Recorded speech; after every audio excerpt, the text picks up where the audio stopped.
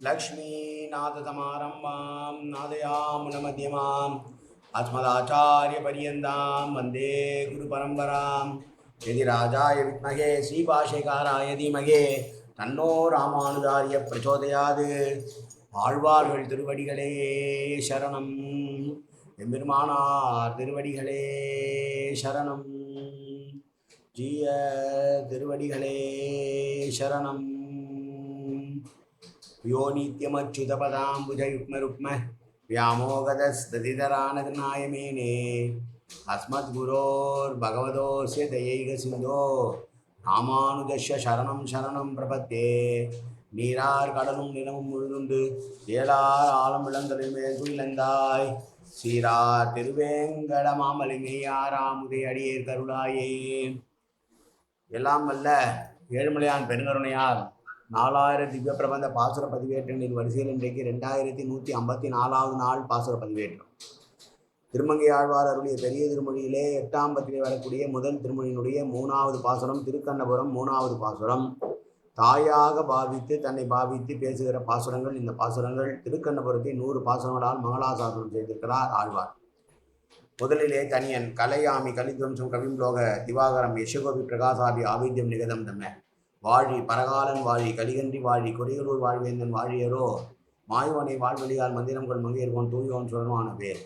நெஞ்சுக்கு இருள் கடி தீபமடங்கா நெடும்பிறவி நெஞ்சுக்கு நல்ல அமுதம் தமிழ் நன்னூல் துறைகள் அஞ்சுக்கு இலக்கிய மாரண சாரம் பரசமய பஞ்சு கணலின் பொறி பரகாலன் பண்புகளே. எங்கள் கதியே ராமானுஜ முனியே சங்கை கெடுத்தாண்ட தவராசா பொங்க புகழ் மங்கையர்கோன் இந்த மறையாயிரம் அனைத்தும் தங்கு மனம் நீ எனக்கு தா. மாலை தனி வழியே பறிக்க வேணும் என்று கோலி பதிவிருந்த கொற்றவனே வேலை அனைந்தருளும் கையால் அடியேன் வினையை துணித்தருள வேணும் துணிந்து. 703வது பாசுரம். துண்ணுமாமணி முடிமேல் துழாய் அலங்கள் தோன்றுமால் என்கின்றாளால் மின்னுமா மணி மகர குண்டலங்கள் வில்வீசும் என்கின்றாளால் பொன்னிமா மணியாரம் மணியாக திலங்குமால் என்கின்றாளால் கன்னிமா மதில் புடைசூழ் கண்ணபுரத்தம்மானே கண்டாள் கொலோ. துண்ணு என்றால் நெருங்கி இருக்கிற சிறந்த இரத்தனங்களால் இழைக்கப்பட்ட கிரீடத்தின் மீது திருத்துழாய் மாலை அணிந்திருக்கிறாள் என்று சொல்லுகிறாள். காதிலே மகர குண்டலம் என்று சொல்லக்கூடிய ஜொலிக்கின்ற மாமணிகள் அழுத்தின மகர குண்டலங்கள், காதிலே மகர குண்டலங்கள் முதலை போன்ற ஒரு குண்டலத்தை வீசுகின்றன என்று சொல்லுகிறாள். பொன்னின் மாமலி ஆரம், பொன்னால் செய்யப்பட்ட சிறந்த ஆரமும் இரத்தனங்களால் செய்யப்பட்டதுமான சங்கிலிகளை அழகிய திருமார்பிலே அணிந்திருக்கிறான் என்று சொல்லுகிறாளே. அழிவில்லாத பெரிய மதில்களால் சூழப்பட்டிருக்கிற கண்ணபுரம் பெருமாளை சௌரிராஜ பெருமாளை சேவித்ததனால் இவ்வாறு இவள் புலம்புகிறாளோ என்று தாயானவள் தன்னுடைய மகளின் நிலையை பற்றி பேசுகிறாள்.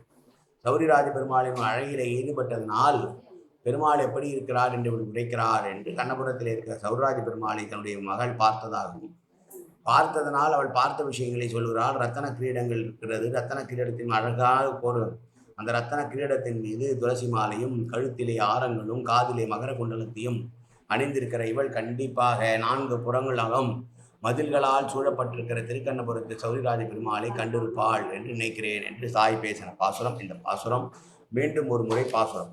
துண்ணுமா மணி முடிமேல் துழாய் அலங்கள் தோன்றுமால் என்கின்றாளால் மின்னுமா மணி மகர குண்டலங்கள் வில் வீசும் என்கின்றாளால் பொன்னின்மா மணியாரம் அணி அகத்து இலகுமால் என்கின்றாளால் கன்னிமா மதில் புடைசூழ் கண்ணபுரத்தம்மானை கண்டாள் கொலோ.